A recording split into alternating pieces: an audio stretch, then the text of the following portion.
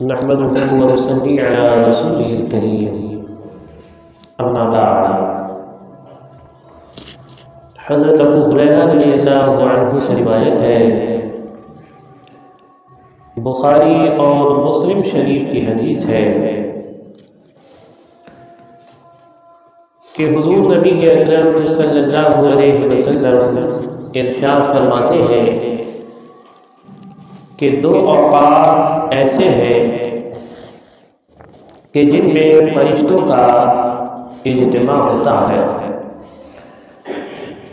ایک عصر کی نماز کا وقت اور ایک فجر کی نماز کا وقت۔ یہ دو اوقات ایسے ہیں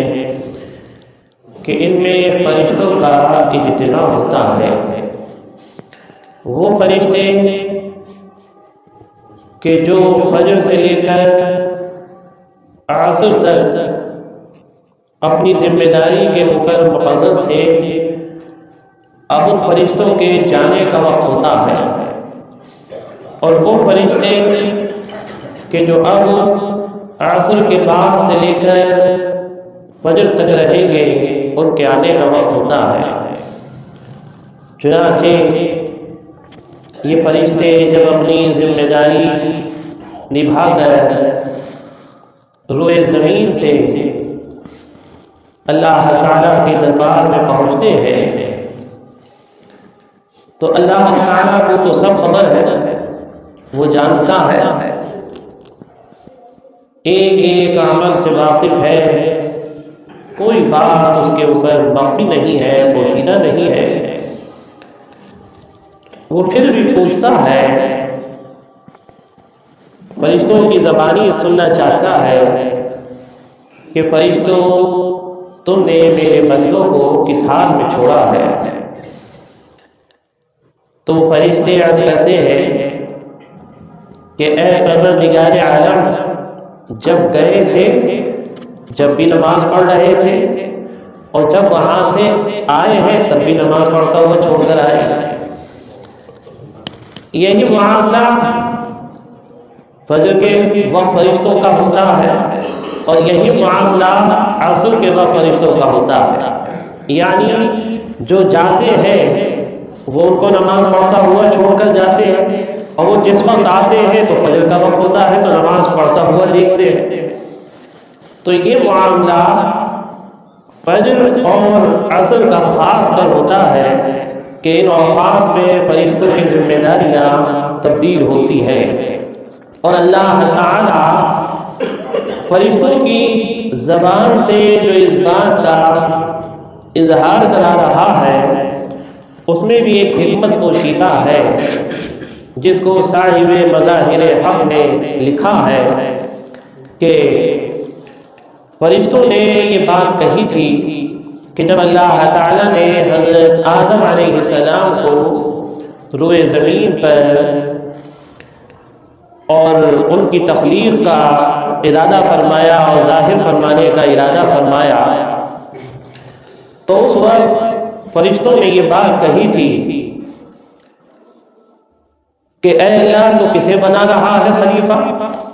وَإِذْ قَالَ رَبُّكَ لِلْمَلَائِكَةِ إِنِّي جَاعِلٌ فِي الْأَرْضِ خَلِيفَةً قَالُوا وَتَجْعَلُ فِيهَا مَن يُفْسِدُ فِيهَا وَيَسْفِكُ الدِّمَاءَ وَنَحْنُ نُسَبِّحُ بِحَمْدِكَ وَنُقَدِّسُ لَكَ قَالَ إِنِّي أَعْلَمُ مَا لَا تَعْلَمُونَ۔ تو اللہ تعالیٰ نے یہ فرمایا تھا کہ میں اپنا خلیفہ روئے زمین پر بنانے جا رہا ہوں، انی جاعل فی الارض خلیفہ۔ تو فرشتوں نے کہا کہ تو اے پروردگار عالم ایسی مخلوق کو بنانے جا رہا ہے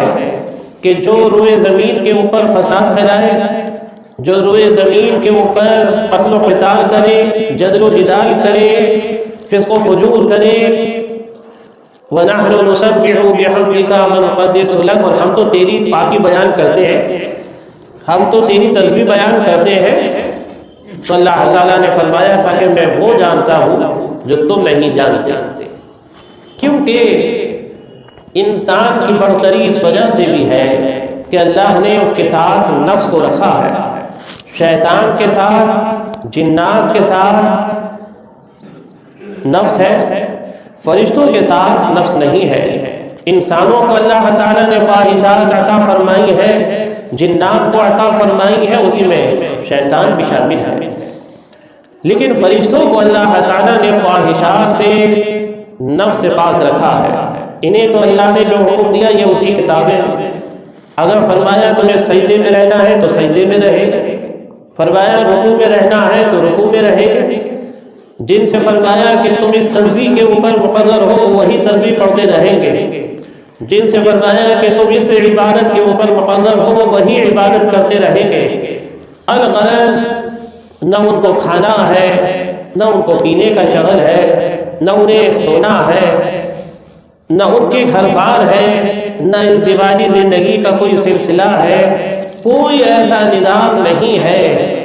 اللہ تعالیٰ نے انہیں ان تمام چیزوں سے محفوظ رکھا ہے، لیکن انسان کے ساتھ یہ ساری چیزیں ہیں، نفس بھی ہے، خواہشات بھی ہے، شیطان بہت بڑا دشمن ان کے مقابلے میں ہے، اس کے ساتھ ساتھ دنیاوی ذمہ داریاں ہیں، گھریلو ذمہ داریاں ہیں، باہر کی ذمہ داریاں ہیں، ہر طرف سے اس کے اوپر ایک ذمہ داریوں کا بوجھ ہے۔ اس کے باوجود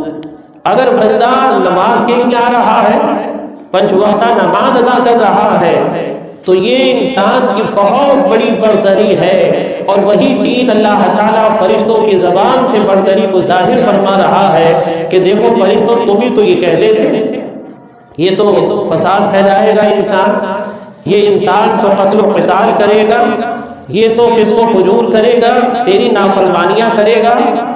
لیکن اے فرشتوں آج تم ہی اپنی زبان سے کہہ رہے ہو کہ جب گئے تھے جب بھی نماز پڑھ رہے تھے، جب آئے تب بھی نماز پڑھتا ہوا چھوڑ کر آئے۔ تو یہ اللہ تعالیٰ اپنے بندوں کی برتری کو فرشتوں سے ظاہر کرا رہا ہے، اور برتری انہی کی ظاہر ہوگی کہ جو نماز کے لیے مسجد میں آئے گا۔ اللہ تعالیٰ نے ہماری عزت کا کیسا انتظام کرا ہے، اللہ تعالیٰ نے اپنے بندوں کو معزز بنانے کا کتنا بڑا انتظام کرا ہے، لیکن آج ہم ہی اپنی عزت کو کھو رہے ہیں۔ آج ہم ہی نماز نہیں ادا کر کے، مسجد نہ آ کر، جماعت میں شامل نہ ہو کر، اللہ کے حکم کی فرما برداری نہ کر کے اپنی عزت کو کھو رہے ہیں، اپنے احترام کو کھو رہے ہیں، اپنے وقار کو کھو رہے ہیں، اور اللہ کے بھی نافرمان بن رہے ہیں۔ کتنا اچھا معاملہ ہو کہ اگر ایک اجتماع اس انداز سے ہو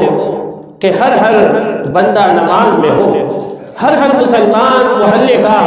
کہ جس وقت اذان کی آواز آئے تو وہ رکے نہیں، مسجد میں ہی آئے،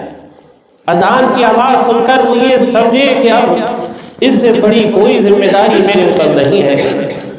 ابھی مجھے اپنے اللہ کو راضی کرنا ہے، ابھی مجھے اللہ کی حکم کی فرما برداری بجا لانا ہے، مجھے مسجد جانا ہے، مجھے نماز ادا کرنا ہے، اس برتری کو حاصل کرنا ہے،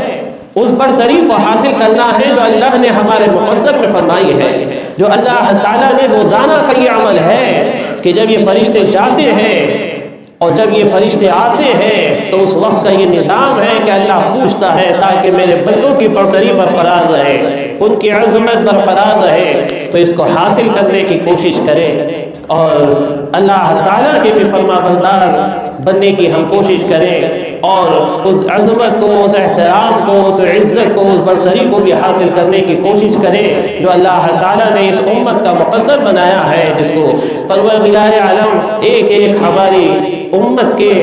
بچے کو، ایک ایک بچی کو نمازی بنائے، ایک ایک نوجوان کو نمازی بنائے، اور ایسا نظام بنا دے اللہ تعالیٰ کہ جب اذان کی آوازیں ہمارے کانوں تک پہنچے، اس امت کے مومنین تک پہنچے، ایمان والوں کے کانوں میں پہنچے، جوانوں کے کانوں میں پہنچے، ہماری خواتین کے کانوں میں اذان کی آواز پہنچے، تو پھر ایک ایسا ذہن بن جائے اور ایک ایسا مزاج بن جائے کہ پھر نماز سے بڑا ہمارے لیے اس وقت کوئی مشغلہ نہ ہو، ہمیں بے چینی رہے جب تک ہماری نماز ادا نہ ہو جائے۔ اللہ تبارک و تعالیٰ ایسا ہمیں سچا پکا نمازی بنائے، اور ہماری امت کی بہنوں کو، ماؤں بیٹیوں کو بھی نمازی بنائے، اور ہمارے نوجوانوں کو بھی نمازی بنائے، اور یہ برتری اللہ تعالیٰ سب کو عطا فرمائے۔ آمین۔ وآخر دعوانا الحمدللہ۔